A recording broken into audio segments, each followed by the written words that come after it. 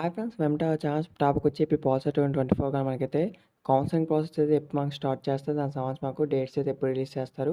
So, and మనకు మెయిన్‌గా వచ్చైతే government college బెటరా? లేకపోతే ప్రైవేట్ కాలేజ్ బెటరా? అనేది చాలా మంది స్టూడెంట్స్ అయితే డౌట్ అయితే అడిగారు. దానికి సంబంధించి ఈ వీడియో డీటెయిల్స్ చెప్తాను. అలాగే మనకు ఫ్రీ సీట్ అయితే ఎవరికొస్తుంది అనేది చాలా మంది స్టూడెంట్స్ అయితే మనకైతే కామెంట్స్ అయితే చేస్తున్నారు.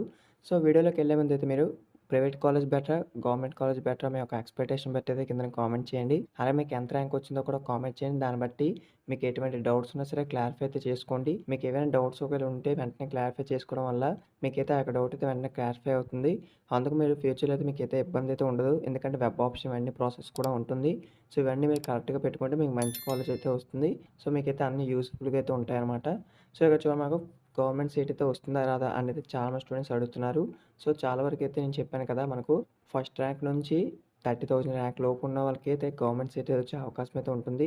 ఎవరైతే మనకు 1,00,000 అబోవ్ ర్యాంక్ వాళ్ళు ఉంటారు కదా! సో, వీళ్ళకొచ్చేసి మనకు కొన్ని క్యాస్ట్ రేంజ్ బట్టి సీట్ వచ్చే అవకాశం అయితే ఉంటుంది. అలాగే మనకు గవర్నమెంట్ కాలేజ్ బెటరా? ప్రైవేట్ కాలేజ్ బెటరా? అనేది అడుగుతున్నారు.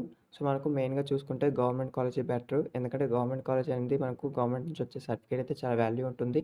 అలాగే మీరు 3 ఇయర్స్ కంప్లీట్ చేసిన తర్వాత మీకు ఏ కంపెనీ అయినా సరే ఫస్ట్ గవర్నమెంట్ కాలేజ్‌కొచ్చే ఆ యొక్క స్టూడెంట్స్‌ని అయితే ఇంటర్వ్యూ చేసి వాళ్ళనైతే తీసుకోవడం జరుగుతుంది కాబట్టి గవర్నమెంట్ కాలేజ్ అయితే బెటరు. సో, కొన్ని ప్రైవేట్ కాలేజెస్ కూడా ఉంటాయి. బెస్ట్ కాలేజ్ అనేవి మీరు కరెక్ట్‌గా చూసుకోవాలి. ఎందుకంటే మనకు పాలిటెక్నిక్ కాలేజ్ అనేవి ప్రైవేట్ కాలేజెస్ చాలా కాలేజ్ అయితే ఉంటాయన్నమాట.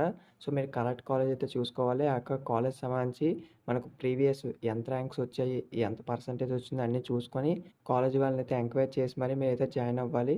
అప్పుడైతే మీకు మంచి పర్సెంటేజ్ అయితే వస్తుంది.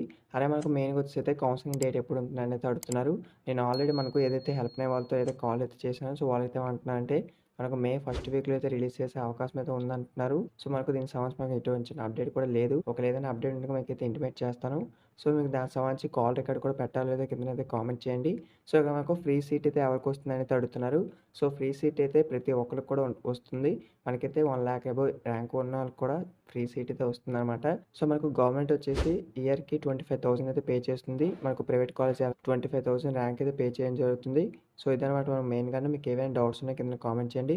సో, మన ఛానల్ ఎవరైనా ఫస్ట్ టైమ్ విజిట్ వెంటనే సబ్స్క్రైబ్ సపోర్ట్ చేయండి. వీడియోని లైక్ చేసి ప్లీజ్ లైక్ చేయండి. ఈ వీడియో వచ్చేసి మీ ఫ్రెండ్స్ కోసం ఇచ్చిన వాళ్ళకి మెన్షన్ చేస్తుంది. Thanks for watching this video. Have a nice day.